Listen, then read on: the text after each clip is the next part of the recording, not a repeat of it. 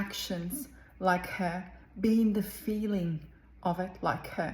What do I mean by that? In a manifesting, it's not just about visualization. What do you desire? Just to visualize it and put it on a vision board.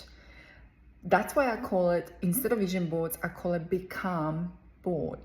Yeah. So what do I mean by that is, when you put those pictures on your mood board, on your vision board, next level is you're visualizing it.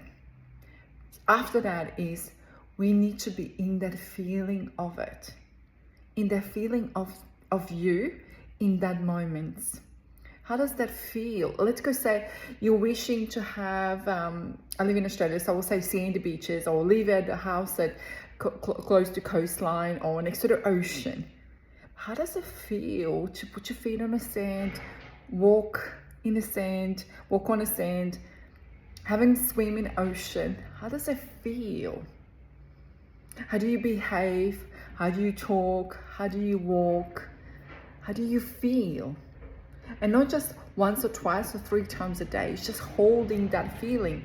And that's where manifestation comes faster to us. And that's where we collapse the timeline or collapse the quantum, is when you feel that that's your normal, that's your everyday, even if it's not.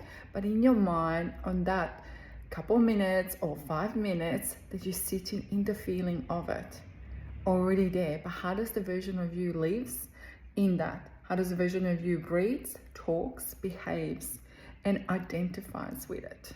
That is your normal. That is like, of course I live next to the beach. Of course I've got a house there. That is just absolutely normal. Even that you can't see it right now. That is the way how we collapse the timeline. That's the way how we act already like we're in it.